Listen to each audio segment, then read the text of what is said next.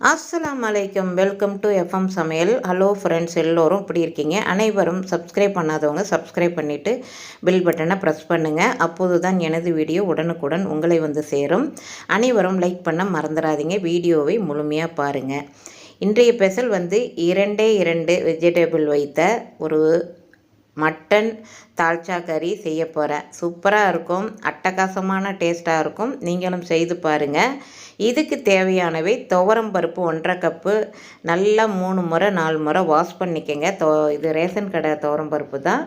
அதில் ஒரு 10 நிமிஷம் நான் ஊற வச்சுருவேன். ஊற வச்சுட்டு தான் நான் வந்து பிறகு ஒரு முறை வாஷ் பண்ணிவிட்டு வந்து குக்கிங் பண்ணுவேன். எப்போதுமே வந்து ரேஷன் கடையில் துவரம் பருப்பு வாங்கினா.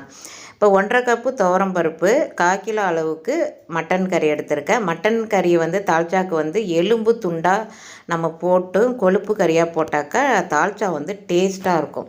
இதுக்கு வந்து 1 டீஸ்பூன் இஞ்சி பூண்டு பேஸ்ட்டு கொடுத்துருக்கேன். துவரம் பருப்போட 1/2 டீஸ்பூன் மஞ்சத்தூளும் கொடுத்துருக்கேன். ஒரு 3 விசில் விட்டு அடுப்பை ஆஃப் பண்ணிவிடுவோம். இப்போ வந்து அடுப்பை ஆன் பண்ணி ஒரு கடாய் வச்சுருக்கேன். பட்டை, கிராம்பு, ஏலக்காய், பிரியாணி இலை, ஒரு வெங்காயம் வந்து ஸ்லைஸாக கட் பண்ணியிருக்கேன். இப்போ கருவேப்பிலை, புதினா மல்லி, பச்சை மிளகாய் கொடுத்து நல்லா வந்து வதக்கிக்கணும்.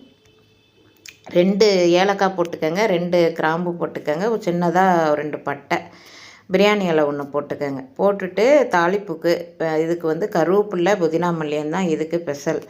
அதே போல் வந்து இதுக்கு என்ன செய்வாங்கன்னா, கத்திரிக்காய், வாழைக்காய், மாங்காய் இல்லாமல் தால்ச்சா போடவும் மாட்டாங்க.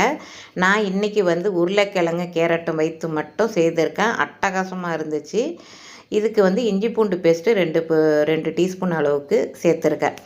இது வந்து தால்ச்சா தெரியாதவங்க கூட தால்ச்சா வந்து செய்யலாம். அதனால் வந்து ஈஸியான முறையில் இருக்கும். டேஸ்ட்டும் வந்து அட்டகாசமாக இருக்கும். ரொம்ப காய்கறிலாம் இல்லாமல் சில பேருக்கு வந்து பிடிக்காது. பசங்களுக்கெல்லாம் வந்து அந்த கத்திரிக்காய் இதெல்லாம் ஒதுக்கி வைப்பாங்க. இது மாதிரி 2 போட்டு செய்யும் போது டேஸ்ட்டும் நல்லா இருக்குது. பசங்களும் சாப்பிட்ருவாங்க. கேரட்டு, உருளைக்கிழங்குனா அவங்களுக்கு ரொம்ப பிடிக்கும். இப்போ புளி வந்து நெல்லிக்காய் அளவுக்கு ஊற வச்சுருக்கேன். இது வந்து நம்ம துவரம் பருப்போடு சேர்க்க போகிறோம். துவரம் பருப்பு வெந்து வரட்டும். இது ஒரு பக்கம் இருக்கட்டும். இப்போ வந்து வெங்காயம் வந்து நல்லா வதங்கி வந்துடுச்சு. இப்போ 2 தக்காளி எடுத்திருக்கேன். 2 தக்காளி எடுத்து நல்லா வதக்கி விடுங்க. வதக்கி விட்டுட்டு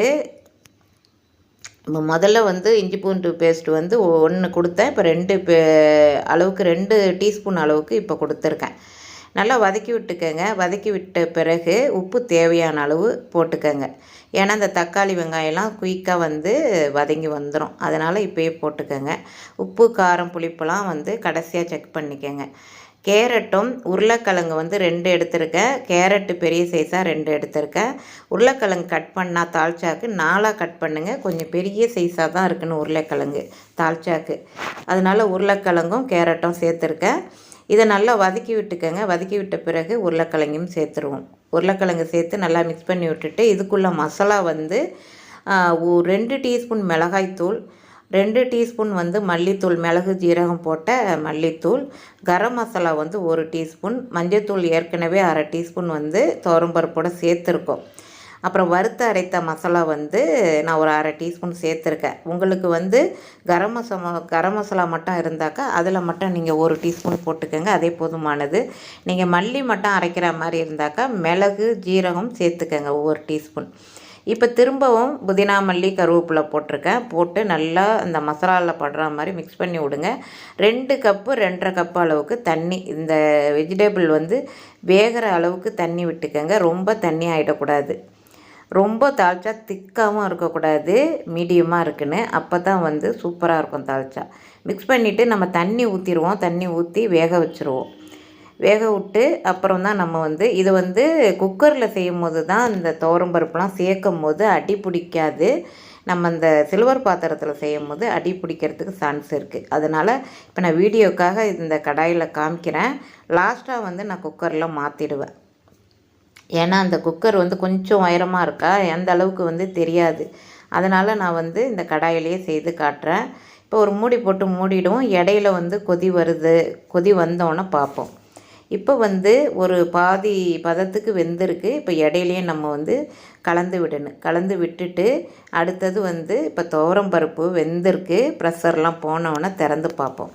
திறந்து பார்த்துட்டு இது வந்து நல்லா வந்து வெந்துருச்சு. இதை ஒரு கலந்து விடுங்க. ரொம்ப வந்து அதை ரொம்ப மையாக ஆகிடக்கூடாது. லைட்டாக வந்து கலந்து விட்டுட்டு புளி தண்ணி இருக்குது இல்லையா, அதை வந்து நம்ம வந்து வடிகட்டிட்டு ஒரு கப்பு 1.5 கப்பு இருக்கும், அதை வந்து இந்த துவரம் பருப்போடு கலந்துருவோம்.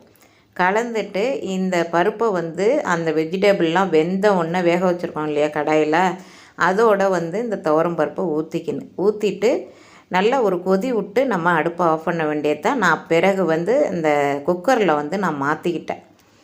ஏன்னா அடி பிடிக்கும் இந்த சில்வர் பாத்திரத்தில் செய்யும் போது. இந்த வீடியோக்காக தான் இதில் காமிக்கிறேன்.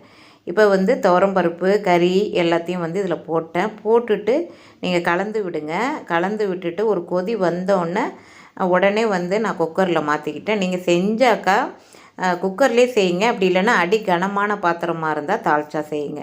இப்படி செய்யும் போது ஈஸியாக இருக்கும், எல்லாருக்கும் புரிகிற மாதிரியும் இருக்கும். நிறைய காய்கறி செய்யும் போது சில பேருக்கு வந்து தால்ச்சா வந்து செய்யணுன்னு ஆசைப்படுவாங்க, செய்ய தெரியாது. ஆனால் வந்து இப்படி செய்யும் போது ஈஸியாக செய்திடலாம். நான் குக்கரில் மாற்றிட்டேன். ஒரு கொத்து கருவேப்பிலை அப்புறம் காம்போடு போட்டு பாருங்கள். தால்ச்சா வந்து சூப்பர் வாசனையாக அருமையாக இருக்கும். இப்போ வந்து நல்லா கலந்து விட்டுட்டு அடுப்பை மீடியமாகவே வச்சுக்கோங்க. அடுப்பை ஆஃப் பண்ண வேண்டியது தான். சூப்பரான தால்ச்சா ரெடி ஆகிடுச்சு. இது இட்லி தோசைக்கெல்லாம் அருமையாக இருக்கும். கீ ரைஸோட சாதத்தோடு சாப்பிடும் போது அட்டகாசமாக இருக்கும். தேங்க்யூ ஃபார் வாட்சிங்.